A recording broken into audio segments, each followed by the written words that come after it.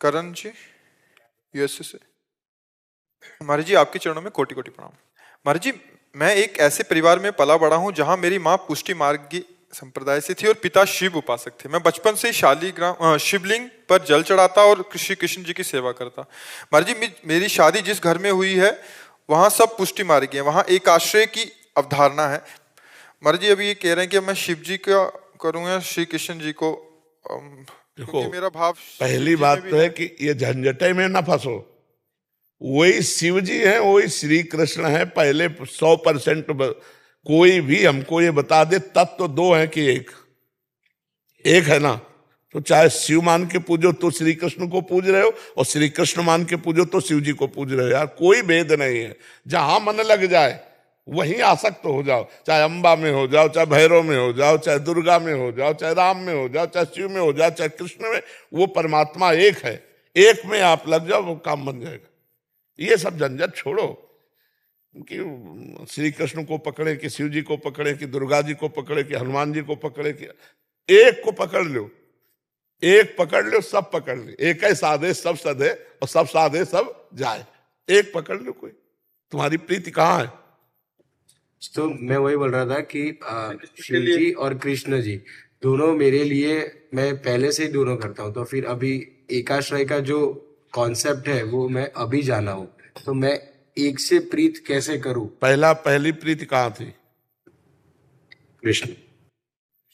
हाँ, तो उन्होंने शिव जी की तरफ भेजा ना, क्योंकि जा पर कृपा न करें पुरारी सो न पाओ मुनि भगत हमारी। जब तक भगवान शंकर कृपा नहीं करते तब तक श्री कृष्ण की विशुद्ध प्रीति नहीं प्राप्त होती। तो शंकर जी में लगे रहो, और श्री कृष्ण को गुरु मान करके कि आपने इधर प्रेरित किया है, तो शंकर जी जब प्रेरित करेंगे तब ये संशय खत्म हो जाएगा, शुद्ध ज्ञान प्रकट हो जाएगा। ज्ञानदाता भगवान शंकर है।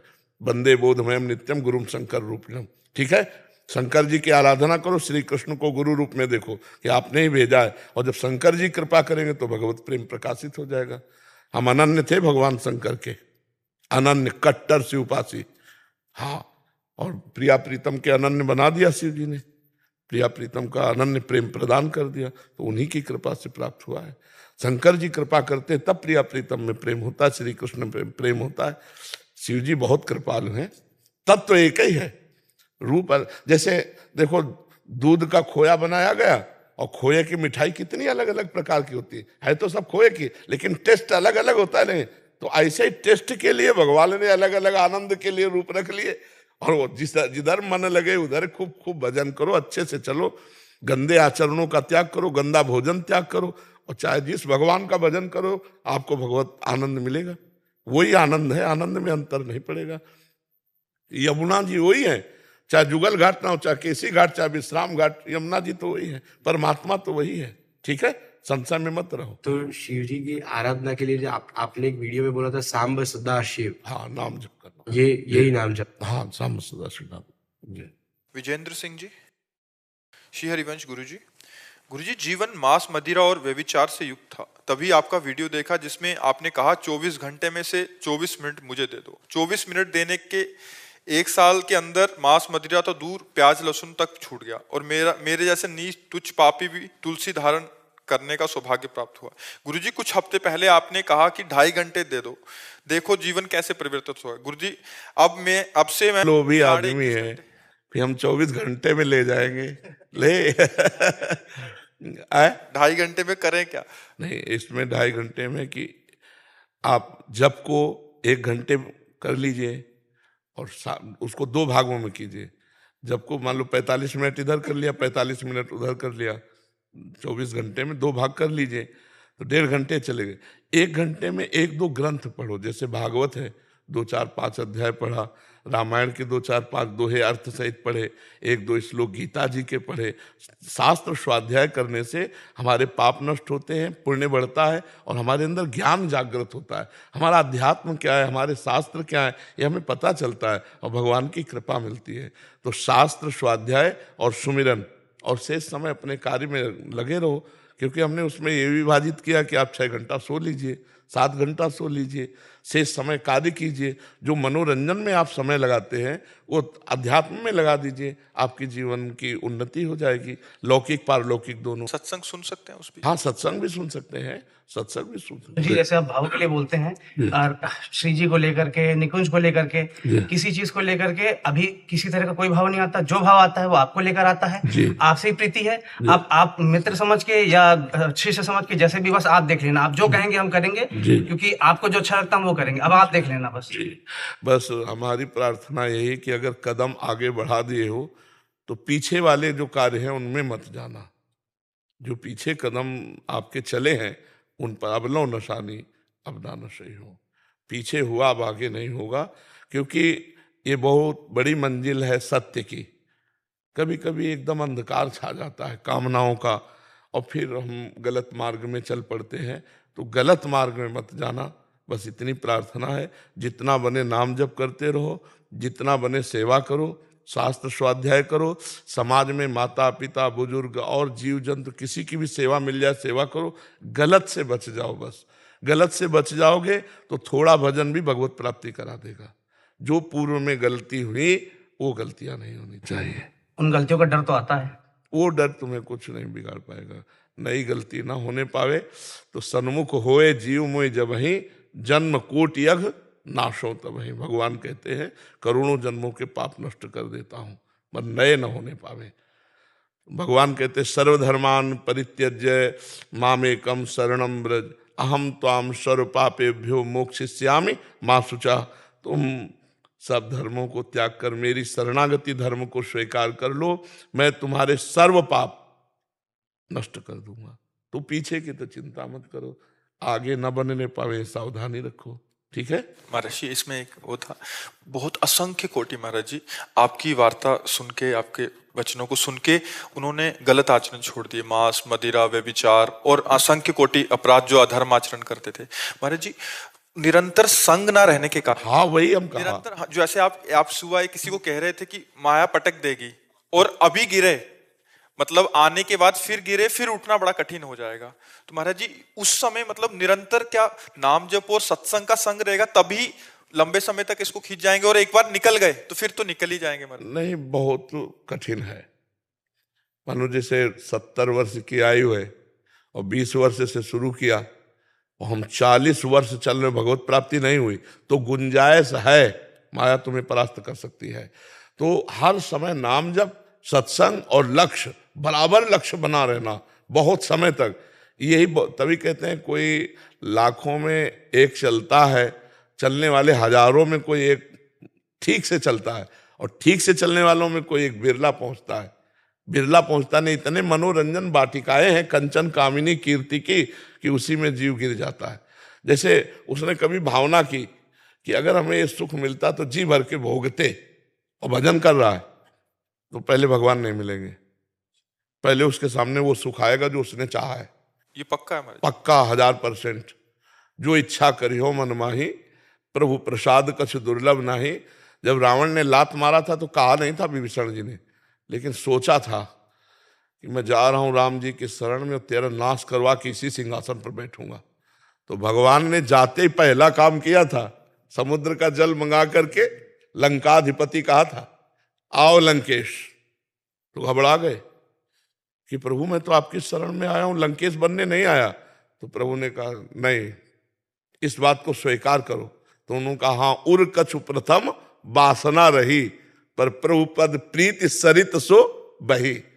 प्रभु थी मन में बात, पर अब आपके चरणों को देखकर प्रेम सरिता में बह गई। अब मुझे लंकेश नहीं, आप अपने चरणों का नहीं, बोले लंकेश भी बनो, चरणों की दासत्व भी प्राप्त करो। तो हमें लगता है कि अगर हमारी वासना कोई है अंदर, फिर आगे भजन के बल से पहले वो वासना पूरी होगी।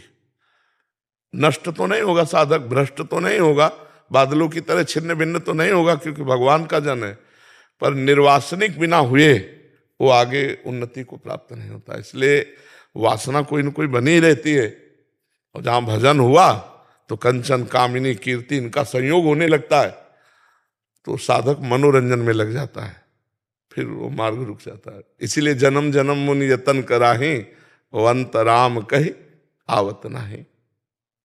तो प्रयास करते रहो, कभी चूक मत करना। यही महाराज जी जो आपने कहा, यही स्थिति मेरे साथ है, इससे कैसे बचें? नाम जप खूब, और नाम जप बढ़ाओ, पावर बढ़ाओ, राधा राधा राधा राधा राधा राधा, और गलत संग ना करना। राधा राधा कहते हुए भी यदि गलत संग करोगे, नारद जी से प्रश्न हुआ, कस्तरति कस्तरति कस्तरति मायाम, कौन तर जाता है, कौन तर जाता है, माया से कौन तर जाता है? तो बोले यो महानुभाव सेवते, यो संगास त्यजति, यो ममतास त्यजति। जो महापुरुषों का संग करता है और कुसंग का त्याग करता है और किसी से ममता नहीं रखता, वो निकल जाएगा।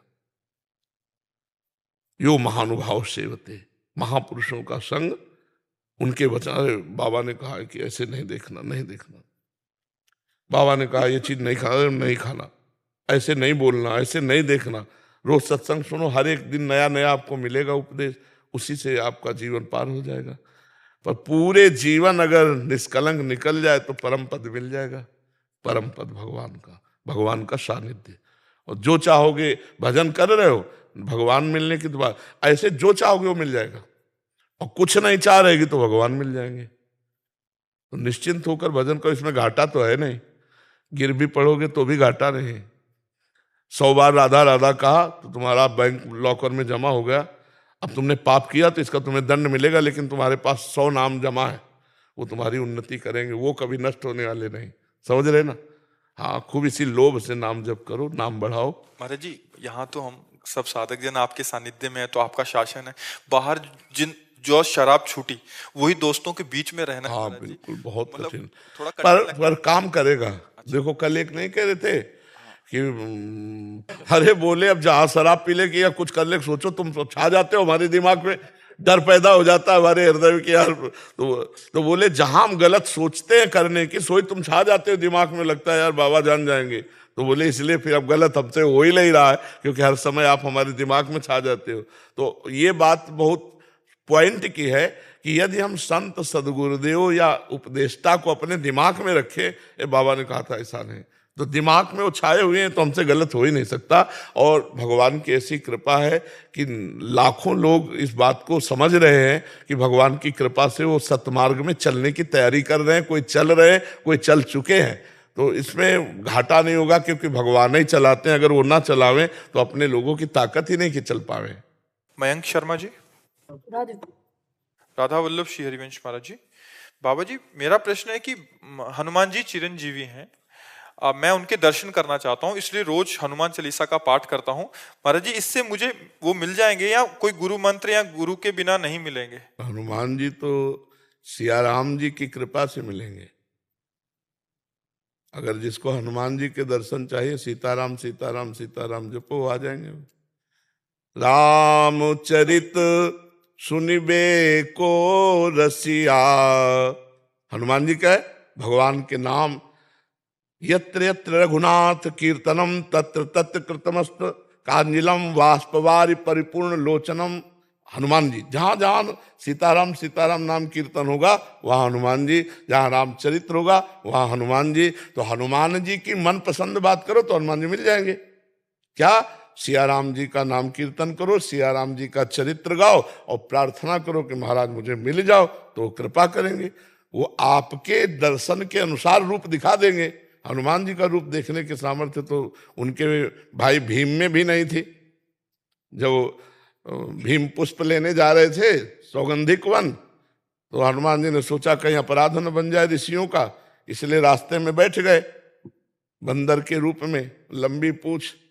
तो शास्त्रीय सिद्धांत है किसी पशु को भी नहीं लांघना चाहिए, नहीं पुण्य नष्ट हो जाते हैं। आजकल के लोग समझते नहीं, जैसे कोई सोया हुआ पुरुष है तो आप लांघ नहीं सकते, नहीं आपके पुण्य नष्ट हो जाएंगे। या कोई पशु है तो आप छलांग नहीं मार सकते, आप साइड से जाइए। अब उनकी इतनी लंबी पूंछ थी कि साइड में पहाड़ है और छोटी रास्ता बीच में। तो हनुमान जी से कहा, वायुपुत्र भीम जी ने, वायुपुत्र हनुमान। तो भीम ने कहा कि ए बंदर पूंछ हटा ले, मुझे जाना है। तो उनका बूढ़ा हो गया हूं, हिम्मत नहीं हटाने की, हटा लो। उनका मेरी अवहेलना करता है, तो उनका हटा लो भाई, बूढ़ा हो गया हूं, मेरी पूंछ हटा के चल दो। और वो पूंछ, अब हनुमान जी की पूंछ पूरा बल भीम ने लगा दिया। तो हाथ जोड़कर खड़े हो गए कि मैं समझ गया साधारण बंदर नहीं, आप मेरे बड़े भ्राता पवन पुत्र हनुमान है। तो हनुमान जी ने बताया कि आगे जो है देव ऋषियों का मार्ग है, आप जाओगे तो अपराध बन सकता है। तो उनका भैया मैं आपके उस रूप को देखना चाहता हूं, जिस रूप में आपने लंका दहन करने के समय जो कनक भूधराकार शरीरा समर भयंकर अतिबल भी, उनका तुम देखने की क्षमता नहीं रखते, तो उनका भैया जरूर दिखाओ। तो हनुमान जी ने जे ही अट्टहास किया और रूप बढ़ने लगा भीम का पायमान, वो वहीं रोक दिया। बोले अभी पूरा नहीं है, अभी इतना ही है जितने कांप रहे थे भीम, कांप। तो हनुमान जी तुम्हारे दर्शन के योग्य रूप रख करके तुम्हें मिल जाएंगे, किसका प्रश्न था? हाँ, तो हनुमान जी को प्रसन्न करने के लिए सीताराम नाम कीर्तन करो, रामचरित्र का गायन करो, फिर प्रार्थना करो, वो दर्शन दे देंगे। ठीक है।